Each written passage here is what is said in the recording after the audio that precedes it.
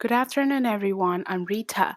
I'm now going to present my RR topic, Is Sex Work Misunderstood? Sex work should be legalized or decriminalized in Taiwan.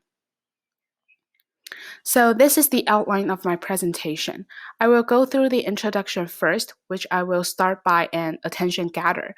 Then I will explain some context about this topic and state the thesis statement. And the second part is the body. I will introduce you the law about sex work in Taiwan, followed up by the drawbacks that legalization and decriminalization of sex work might bring. And then next, I will talk about why sex work should be legalized or decriminalized in terms of health, safety, and morality. And then finally, I will end the presentation by restating my thesis statement and making a suggestion. Okay, so let's dive into the introduction first. There are plenty of reasons that make people step into the sexual industry. Some of them might be attracted by the huge amount of money that they won't be able to earn from doing a normal job. Some of them might do sex work basically because they have no other professional skill for a living, while others are being forced by poverty. However, no matter what the reason is, whether sex work should be a legal activity has remained one of the most controversial topics until today. The thesis statement of my presentation is Taiwan should legalize sex work rather than banning it due to the reason of health, safety, and morality and personal freedom. But before getting into the real topic, it's important to know the differences between the term prostitution and sex work.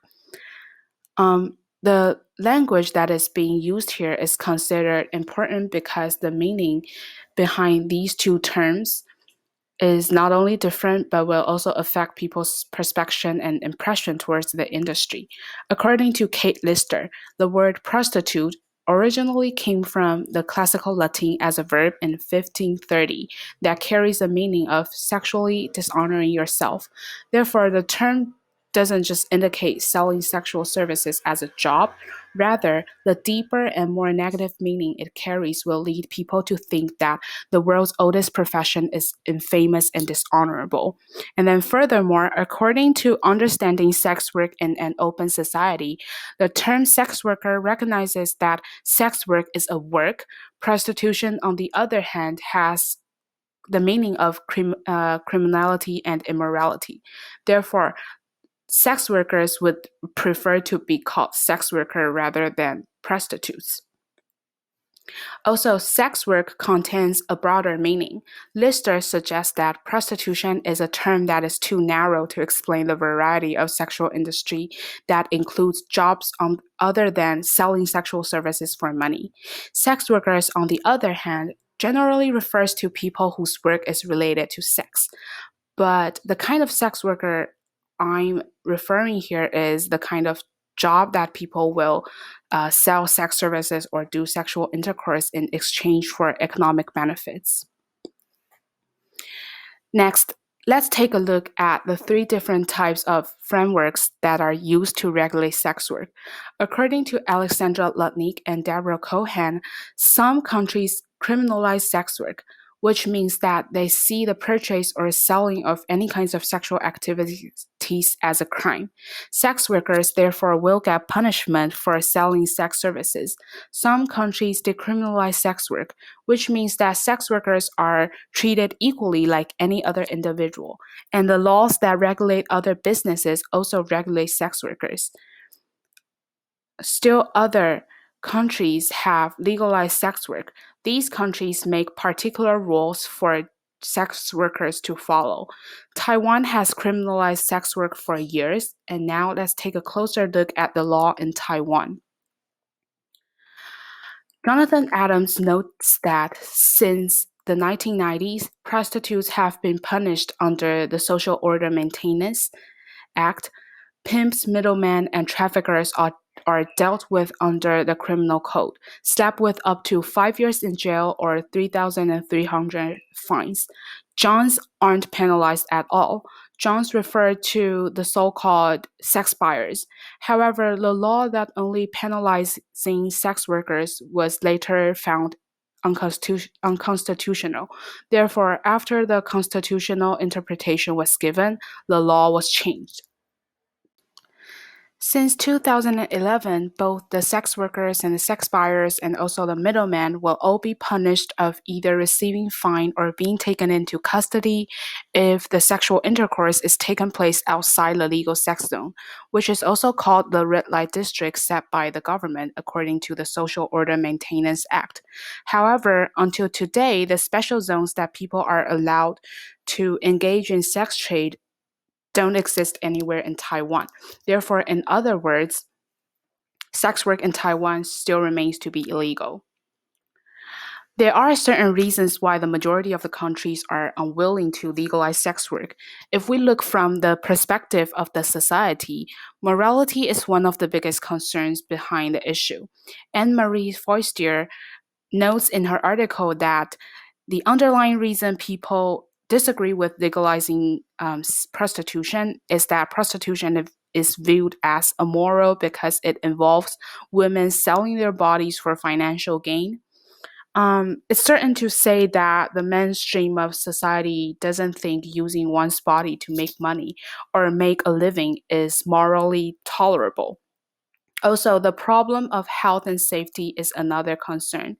Some people argue that the rate of venereal disease and crime will increase if sex work is legalized.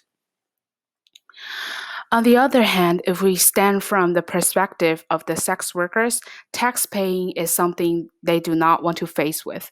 According to Deborah and Lutnick, the majority of women who are working in the sex industries do not want to pay taxes. However, if sex work is officially regarded as a work, they would have to pay taxes.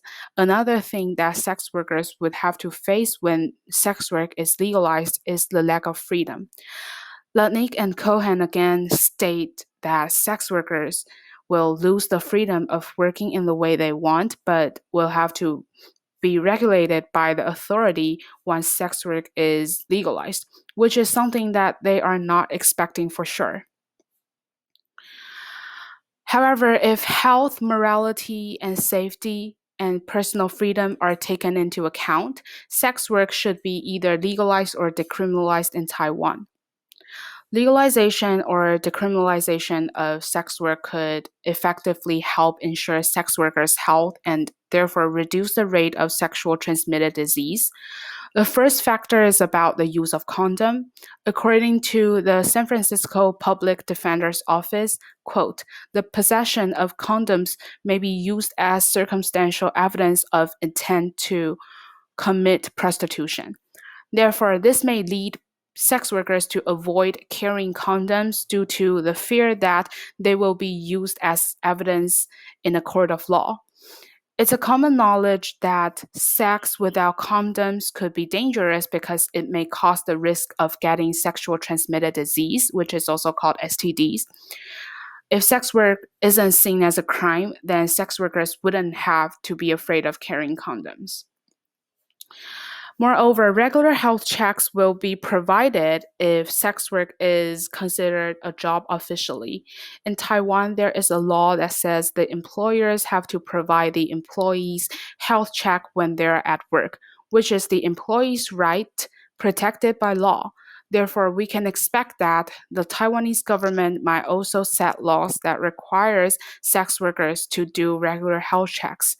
What's more, Barbara Youngdorf suggests in her article that if the fee of getting care for venereal disease wasn't afforded by the government, the sex workers are less likely to get the treatment when they are infected.